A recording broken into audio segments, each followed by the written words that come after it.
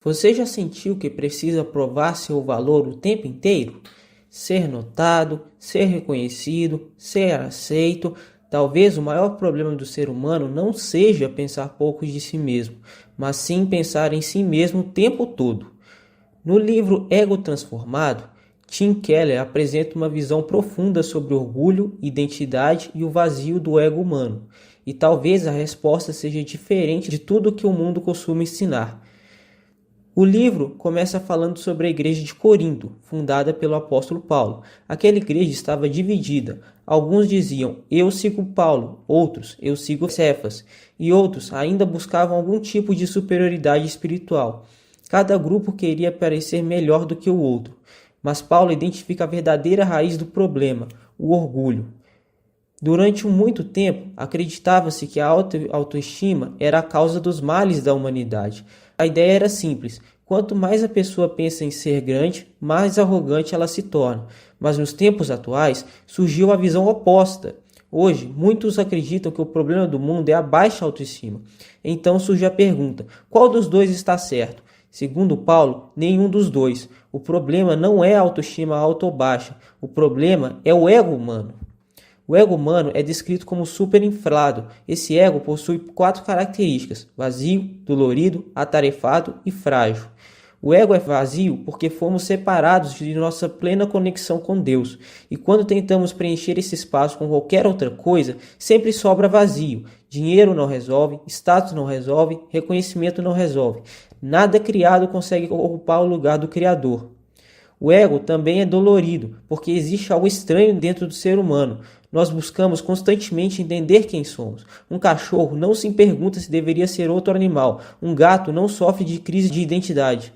Mas o ser humano vive tentando descobrir sua essência. Isso acontece porque nossa identidade não pertence completamente a este mundo. Existe em nós uma sensação constante de desencontro. O ego também é atarefado, ele está sempre trabalhando, sempre buscando aprovação, sempre querendo ser notado, sempre tentando provar valor. Muitas vezes, até nossas boas ações escondem uma necessidade de reconhecimento. O ego nunca descansa, porque ele nunca está satisfeito. E por fim, o ego é frágil, porque algo superinflado está sempre perto de explodir. Uma crítica destrói, uma rejeição abala, uma comparação machuca. E o mais interessante é, tanto faz se a pessoa parece super confiante ou insegura. Os dois casos giram em torno do mesmo problema, o orgulho. A hipervalorização e a desvalorização do eu nascem da mesma raiz.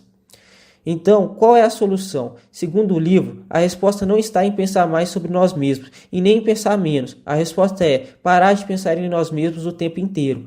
O verdadeiro ego transformado não vive preso ao tribunal das opiniões, nem a opinião dos outros, nem a própria opinião. A única opinião que realmente importa é a de Deus.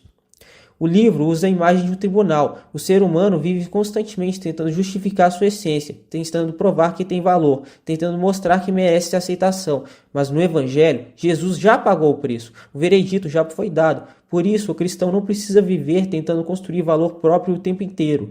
Seu valor já foi definido por Deus.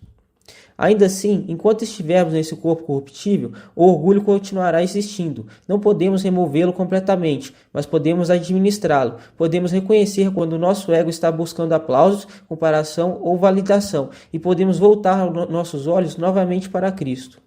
Ego Transformado não é apenas um livro sobre orgulho, é um livro sobre liberdade. Liberdade de viver sem precisar provar valor o tempo inteiro. Liberdade de não depender da aprovação humana. Liberdade de descansar naquilo que Deus já declarou sobre nós. Se você quer entender melhor por que o ego humano nunca está satisfeito e por que somente Deus consegue preencher esse vazio, vale muito a pena ler Ego Transformado de Tim Keller. Talvez esse livro faça você enxergar que a verdadeira paz começa quando o eu deixa de ocupar o centro.